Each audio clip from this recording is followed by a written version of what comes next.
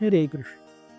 हमने देखा किस प्रकार से दमयंती ने केशिनी की मदद से ये पूरी तरह पता लगा दिया कि बाहुक ही निश्चित रूप से नल है।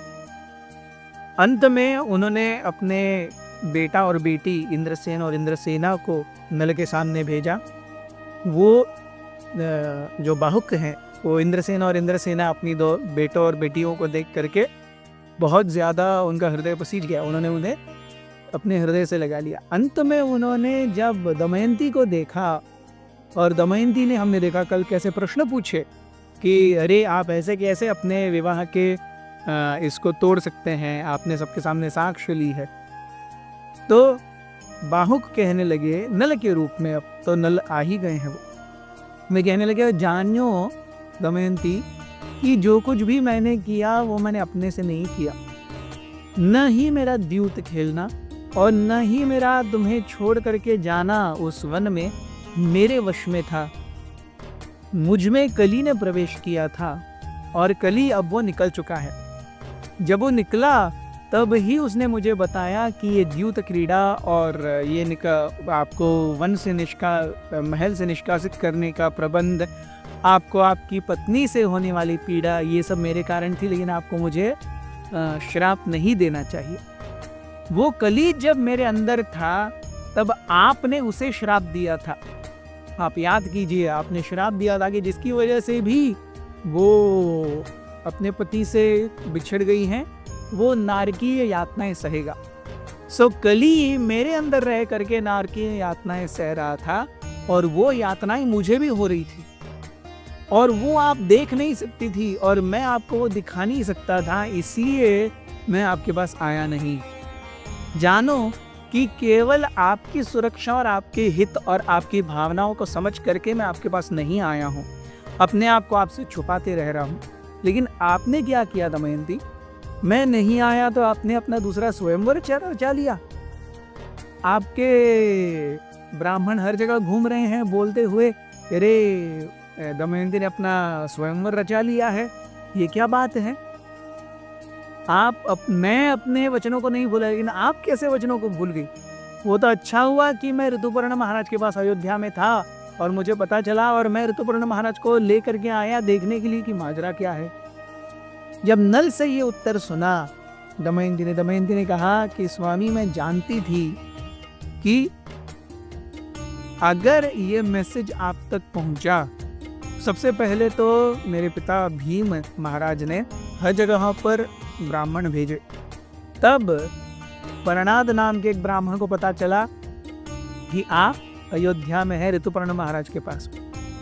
उस समय मैंने सहदेव नामक एक ब्राह्मण को भेजा जो आपको ढूंढा और मेरा मैसेज आपको दिया। मैं जानती थी कि अयोध्या और हमारे बीच में जो फासला है कुंडीन और अयोध्या में, वो 100 योजन का है। इस 100 योजन के फासले को केवल एक दिन में आप ही निकाल सकते हैं। ऐसा कोई घुड़सवार ही नहीं है पूरे पृथ्वी में आपको छोड़ करके कि एक दिन में 100 योजन निकाल पाए, वो घुड़सवारी कर सके। तो आप देखिए स्वयंवर में कोई तैयारी नहीं है और महाराज ऋतुपर्ण और आपको छोड़ करके बाकी कोई आया भी नहीं है। तो ये जो अफवाह फैलाई गई थी वो केवल इसलिए थी कि आप इसे सुन सकें और जहां भी हो आप मुझे मिलने के लिए आ जाएं। तो ये जब सुना निषाद ने, उस समय उसने थोड़ा धैर्य रखा। दमयंती कहने लगी स्वामी आपको छोड़ करके मेरे हृदय में किसी भी व्यक्ति के बारे में, किसी भी पुरुष के बारे में बिल्कुल भी कोई भी भावनाएं नहीं है। मैंने तो बड़े बड़े देवताओं को छोड़ करके आपसे विवाह किया है, मैं फिर से भला उनके बारे में क्यों सोचने लगी। जब इस प्रकार से दमयंती की आंखों में आंसू आ गए तब आकाश में एक गुंजन हुई।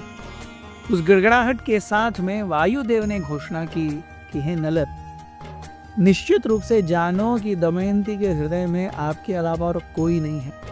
इतने समय तक उसने इतने दुख दर्द कष्ट झेले हैं, लेकिन फिर भी वो केवल आपकी ही थी, आपकी ही है। बिना संकोच अपनी पत्नी का वर्ण करो और अपने पूर्ववत रूप को प्राप्त करके संपूर्ण निषाद राज्य पर राज्य करो। ऐसा कह करके वो आवाज अंतर्धान हो गई, वायुदेव चले गए। वायुदेव्स वाणी वॉज द फाइनल रिकंसाइलेशन। जब नल ने ये सुना तो उन्होंने तुरंत दमयंती के पास जाके दमयंती को गले लगा लिया। बहुत समय तक दमयंती नल की छाती पर अपना सर रखकर रोती रही। उसके बाद में नल ने कर्कोटक नाग ने दिया हुआ वो सेलेस्टियल वस्त्र परिधान किया, जिससे नल बाहुक का रूप छोड़ करके अपने पूर्ववत नल के वेश में आ गए। फिर उन्होंने फिर से एक बार दमयंती को आलिंगन किया और अपने बेटे और बेटी इंद्रसेन और इंद्रसेना को लेकर के सभी एक दूसरे को अपने अश्रुओं से गीला करने लगे। दमयंती अभी भी अपने उस पूर्ववत वेश में जिसमें उनको नल ने छोड़ा था उसी में थी। उनकी माँ भीम महाराज की पत्नी ने क्या किया और इसके बाद क्या हुआ, ये हम देखेंगे आने वाले लास्ट 1-2 कंक्लूसिव एपिसोड्स में नल दमयंती की कथा के। हमारे साथ बने रहिए। हरे कृष्ण।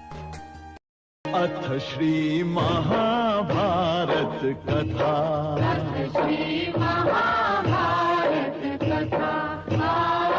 महाभारत कथा